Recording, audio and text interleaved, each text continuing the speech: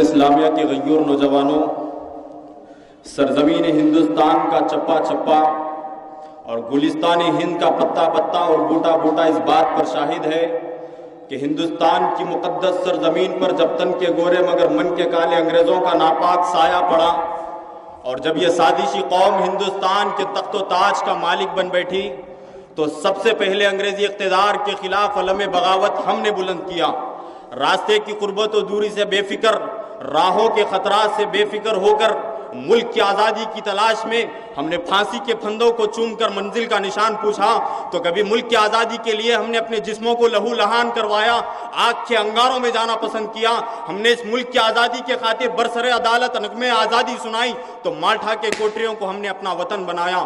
دوستو، اس طرح صدیوں کے غلامی کے بعد ہماری قربانیوں کی بدولت ہمارا ملک ہندوستان انگریزی اقتدار سے آزاد ہوا اور ہم نے بہت سوچ سمجھ کر جمہوریت کا راستہ اختیار کیا کہ مختلف مذاہب و ادیان اور نظریات و عقائد کے کروڑوں ہندوستانی آزادی کی حقیقی دولت سے سرفراز ہو سکے۔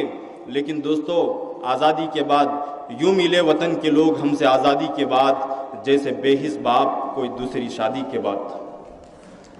ملت اسلامیہ کے غیور نوجوانوں، آپ تاریخ کو اٹھائیے اور مطالعہ کیجئے کہ آزادی کے بعد مسلمانوں کے ساتھ کس طرح کا رویہ اختیار کیا گیا، ظلم و استبداد کے کیسے کیسے ہتھیار استعمال کیے گئے۔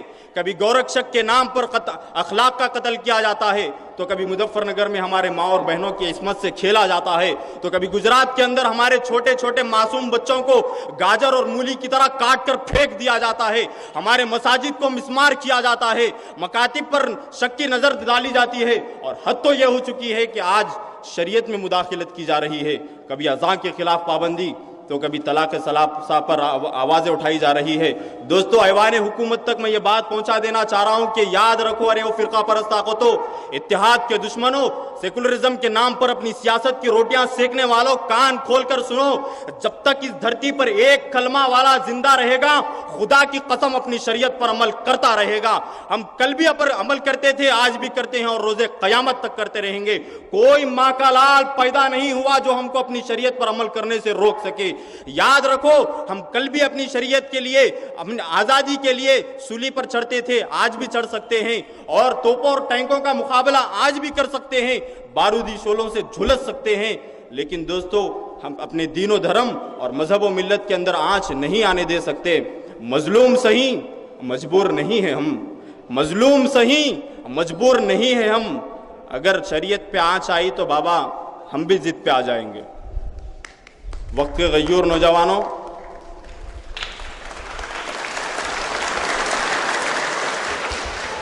آج ایک بات آپ کو معلوم ہونا چاہیے کہ یہ ہندوستان کے اندر جو سازشیں رچی جا رہی ہے، مسلمانوں کے خلاف جو سازشیں رچی جا رہی ہے، اس کی اہم وجہ یہ ہے کہ مسلمان اس ملک سے اتنی محبت کیوں کرتا ہے، مسلمانوں کو اس ملک سے اتنی محبت آخر کیوں ہے۔ ہم کیوں نہ ملک سے محبت کریں، جیتے جی بھی محبت کرتے ہوں اور مرتے دم تک محبت کرتے رہیں گے انشاءاللہ۔ اور محبت کی سرٹیفکیٹ کے لیے کسی کھڑے ہو کر پیشاب کرنے والے سے لینے کی ہمیں ضرورت نہیں۔ ملک سے محبت کا طریقہ ہمیں اللہ کے رسول نے سکھایا ہے، ملک سے محبت کا سلیقہ ہمیں قرآن نے سکھایا ہے، ناولوں سے ہمیں سیکھنے کی ضرورت نہیں۔ عزیزان گرامی، آج ہمارے ملک میں کیا ہو رہا ہے؟ ہر طرف سازشیں، ہر طرف سازشیں۔ میں یہ بات صاف طور پہ کہنا چاہ رہا ہوں کہ ایسے جو فرقہ پرست طاقتیں ہیں یقیناً وہ آٹے میں نمک کی طرح ہیں، لیکن ان کی وجہ سے ہندوستان کا ماحول بگڑ رہا ہے۔ ہم تمام ہندو، مسلم، سکھ، عیسائی بھائیوں کو چاہیے کہ ایسے آستین کے سانپوں کو، ایسے زہریلے سانپوں کو کچل ڈالے اور اپنے ملک کی بقا کی فکر کرے۔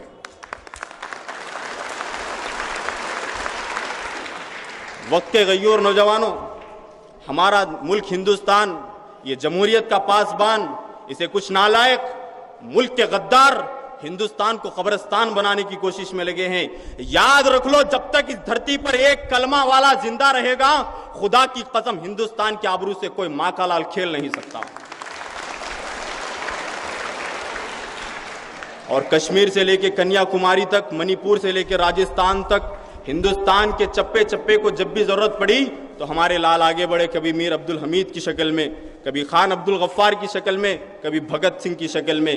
یہ ملک ہمارا تھا، ہم اس ملک کے حصے دار ہیں، کرایہ دار نہیں ہیں.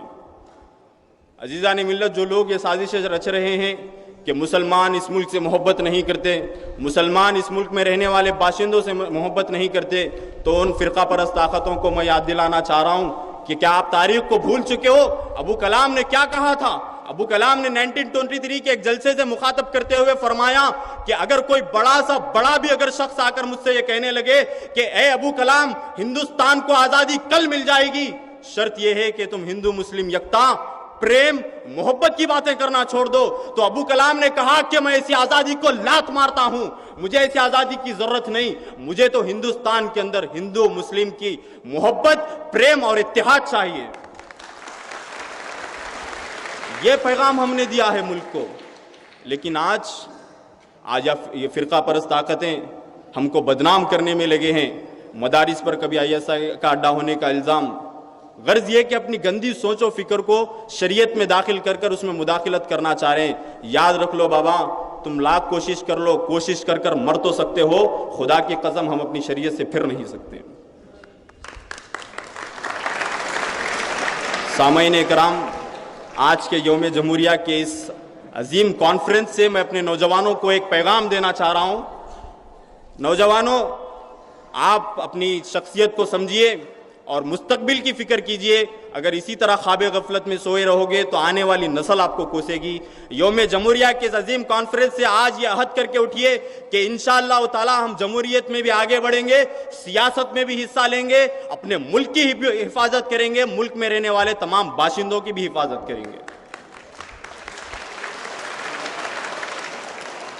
موجودہ ہندوستان کے یہ حالات ہماری احساس مذہبی، دینی حمیت اور عقیدے توحید کو یہ چیلنج کر رہے ہیں کہ اگر تمہیں عزت کی زندگی گزارنی ہے، اگر تمہیں اپنے ماں اور بہنوں کی عفت کا پاس و لحاظ اگر رکھنا ہے، اگر تمہیں اپنے مساجد کی محبت ہے، مکاتب سے اگر پیار ہے، تو آؤ قومیت اور وطنیت کے اور بغض و عداوت کی زنجیروں کو توڑ کر آگے نکلو اور ملک کی بقا کے لیے جد و جہد کرو. انشاءاللہ تعالی اگر آپ آگے بڑھیں گے تو یقیناً یہ ظالم طاقتیں پیچھے ہٹیں گے. شرط یہ ہے کہ ہم آگے بڑھیں اور ملک کی بقا کے لیے، ملک میں رہنے والے ہمارے تمام باشندوں کی حفاظت کے لیے جد و جہد کریں.